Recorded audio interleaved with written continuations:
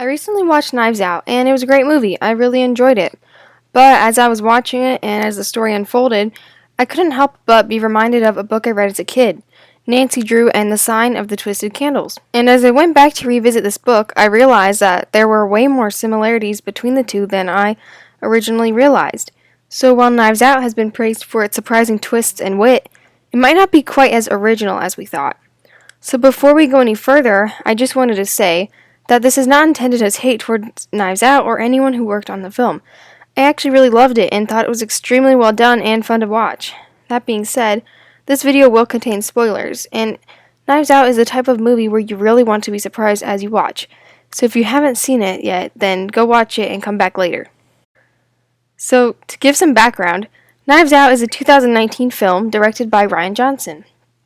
It's a whodunit murder mystery type film, and it stars an amazing cast featuring Chris Evans, Ana de Armas, and Daniel Craig, among many others. The movie centers on Marta, a young Hispanic girl who has been the caretaker of the elderly Harlan Thrombey, a millionaire novelist. Harlan feels that Marta is the only one who really cares about him, and that his family has only stuck around to get a chunk out of his estate when he passes away. He invites his family into town for his 85th birthday, but mysteriously dies that night after the party. Originally, it is thought to be suicide, but Detective Blanc is brought on the scene to get to the bottom of what really happened. Now, Nancy Drew and the Sign of the Twisted Candles is the 9th Nancy Drew book, and it was released in 1933.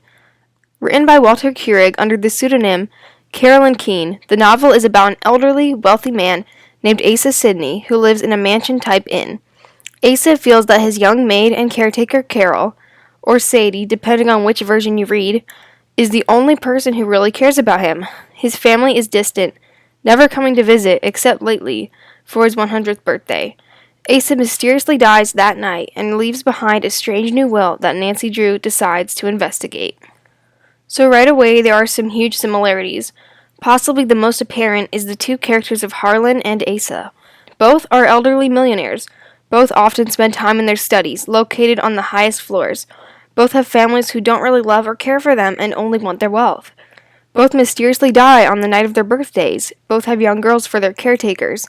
And each has a special grandfatherly bond with their caretakers. And ultimately both end up leaving everything or 90% of everything in their will to their young caretaker. Both with wills that had been changed very recently. Harlan changed his will 1 week before his death, and Asa changed his just the day before. So some of this may just be coincidence. I'm not saying that Rian Johnson read Nancy Drew and decided to rip it off. Instead, Rian claims that he was inspired by Alfred Hitchcock and Agatha Christie. But there are some very strange coincidences here. Next, the characters of Carol and Marta. Both are young women who work as caretakers for elderly men, and both are the only kind person to their elderly respective man.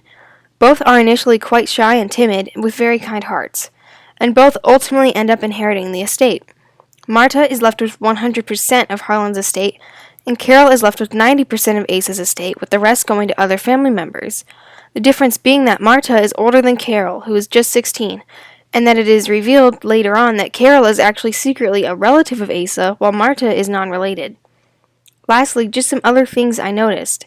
First, both Asa and Harlan live in huge mansions with secret passageways and secret window entrances. Both stories bring on very smart detectives. Both stories erupt into large family feuds. And both stories feature characters trying to manipulate and frighten the young women into giving up their respective estates. Both feature characters getting drugged, as well as family members who get arrested.